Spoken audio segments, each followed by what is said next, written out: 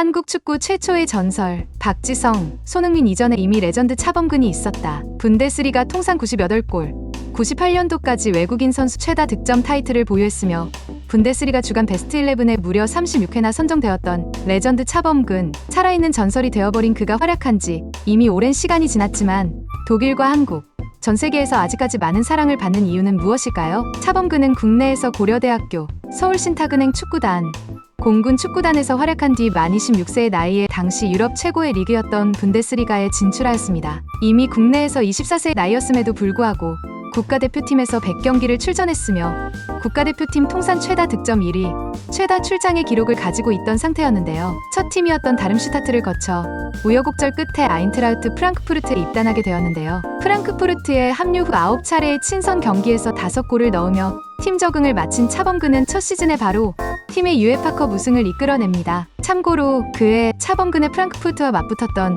에버딘의 감독이었던 알렉스 퍼거슨 감독은 차범근을 직접 지목하면서 해결 불가능한 존재라며 평가하기도 했었습니다. 이후 프랑크푸르트의 재정 악화와 부동산 문제로 인해 당시 고 연봉자였던 차범근은 레버쿠젠으로 이적하게 됩니다. 데뷔 시즌부터 3시즌 연속 2자릿수 득점을 기록하며 하위권에 머물던 팀을 기어코 6위까지 끌어올렸으며 레버쿠젠 구단 역사상 첫 유럽 대항전 출전권을 선사하기도 했는데요. 연이어 진출한 유에파컵에서 구단 역사상 최초이자 지금까지도 유일한 유에파컵 우승에 결정적인 공헌을 하며 레버쿠젠에서의 활약에 정점을 찍게 되었습니다. 차범근이 활약한 지 이미 오랜 시간이 지났지만 아직까지도 많은 독일인들의 사랑을 받는 이유가 무엇일까요? 차범근의 선수 시절 기록에서도 쉽게 짐작할 수 있습니다. 차범근은 분데스리가 308경기에서 98골을 달성했는데 이 기록은 당시 분데스리가 역대 외국인 최다 골 기록이었는데요. 여기서 더 대단한 점은 모든 골이 필드골이며 단 한 차례도 페널티킥 골을 넣지 않았다는 것입니다. 또 차범근은 거친 파울이 잦았던 당시 분데스리가에서 11시즌을 뛸 동안 퇴장 0회,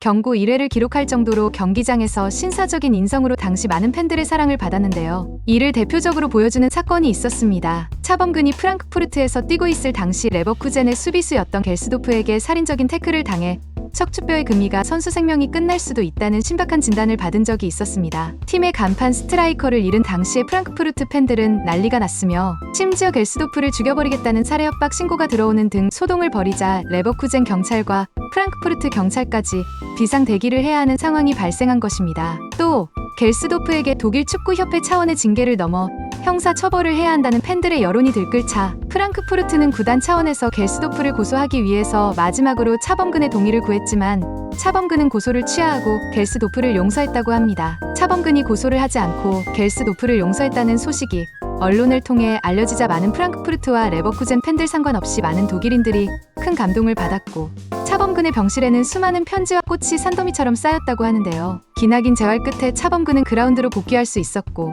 레버쿠젠으로 이적한 이후 운명의 장난처럼 이젠 동료가 된 겔스도프에게 먼저 손을 내밀었다고 합니다. 이후 두 사람은 절친한 사이가 되었고 겔스도프는 타 팀 선수의 거친 수비로부터 차범근을 지켜주며 은퇴한 이후에도 지금까지 차범근과 겔스도프는 절친한 사이로 지낸다고 하네요. 이런 일들로 독일 사람들은 아직도 차범근은 실력으로나 인성으로나 그 누구도 싫어할 수가 없었던 최고의 선수였던 것이죠. 또 차범근은 현역 시절 내내 백넘버 11번을 달았습니다. 아시아 출신으로 유럽 클럽에 진출해 처음부터 메인 등번호를 받고 그 번호를 커리어 내내 유지한 선수는 단 한 명도 없습니다. 특히 메인 번호는 부진할 경우 새 시즌이 시작될 때 다른 선수에게 번호를 뺏기는 경우도 있고 다른 클럽으로 이적 시에도 큰 기대를 받지 않는 이상 당장 남아있는 번호 중에 남은 등번호를 받는 경우가 허다하지만 독일에서 데뷔 이후 뛰었던 세 곳의 클럽에서 모두 11번을 달고 뛰었기 때문에 아직까지도 11번 백넘버를 보며 많은 독일 사람들이 차범근의 등번호를 떠올린다고 합니다. 2002년 월드컵 당시 독일 대표팀 감독이었던 루디 펠러와 차범근 감독과의 유명한 일화가 있습니다. 당시 독일이 예상외로 고전하자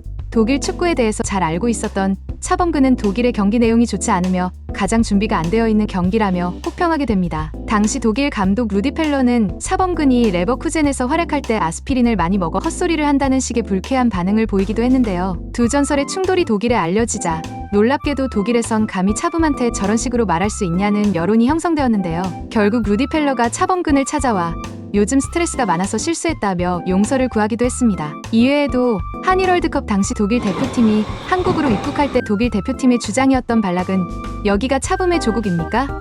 너무 와보고 싶었습니다. 차붐은 나의 우상입니다. 라고 말하며 존경을 표하기도 했습니다. 2002년 정상회담을 위해 방한한 당시 슈레더 독일 총리는 방한의 궁극적인 목적은 양국의 발전과 우호 증진이어야 한다.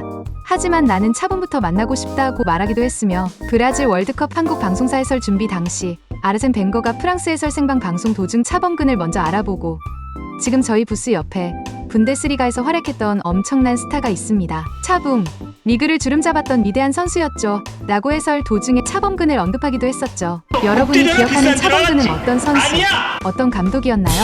여러분들의 소중한 의견을 댓글로 남겨주세요. 개인적으로 차범근 감독님의 영상을 제작하게 되어 영광으로 생각하며 기회가 된다면 차범근 감독님의 모든 해외 평가와 당시의 사례들을 집중적으로 만들어 볼 계획입니다. 오늘도 시청해 주셔서 감사합니다.